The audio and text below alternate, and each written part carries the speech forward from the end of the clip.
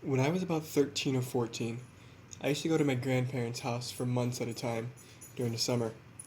I loved staying there because we would go boating, ATVing, fix trucks and things, and camp.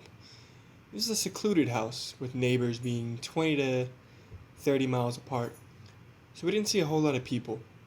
Being a teenager surrounded with the forest, I was intrigued as to what I could find. I would go out nearly every day and quick walk and hunt small game with a 22 rifle. One day while outside, I stumbled across a carcass. It was about 2 to 3 days old. It had been shredded. It wasn't unusual to find carcasses that had been torn apart and eaten, but this wasn't eaten. It had just been torn apart. So I decided to walk slightly further past the carcass because I saw a metal glint. I found the head to the deer pinned to a tree. By this point, I'm freaked out because I know of stories my grandpa used to tell me about crazies in the woods. Until then, I brushed them off as nothing but an urban legend. So I take one of my small knives off the deer's head, pinning it to a tree, and take it home to show my grandparents. It was a buck knife about 7 inches in length. When I bring it home, I stow it away. I had left trail markings where I was able to find the carcass the next day because I wanted to show my grandpa to ask him if it was normal.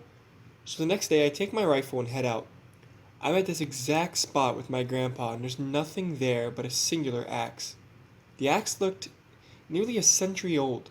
Carved into this axe's hand is "Behold my works." We take this axe and put it into the shed.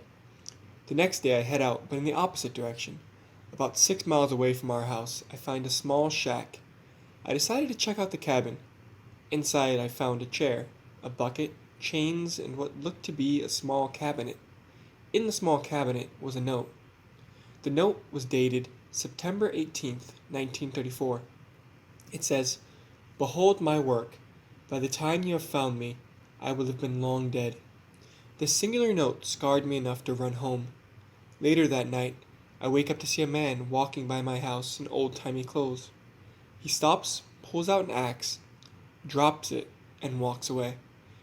I wake up to see that the axe he dropped is the same axe marked with "Behold my works." By now, I was freaked out.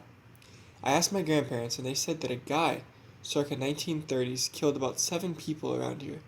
He would also kill animals and tear them apart. I never stay there overnight anymore, and I advise going against into the woods. I plan to go find the shack, and I hope to find his works, so I can help bring closure to a long unsolved case.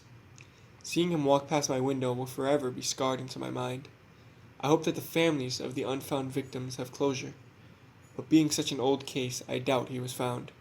I now heed warnings and stories from my elders, and I hope everyone reading this story will too. This is a true story.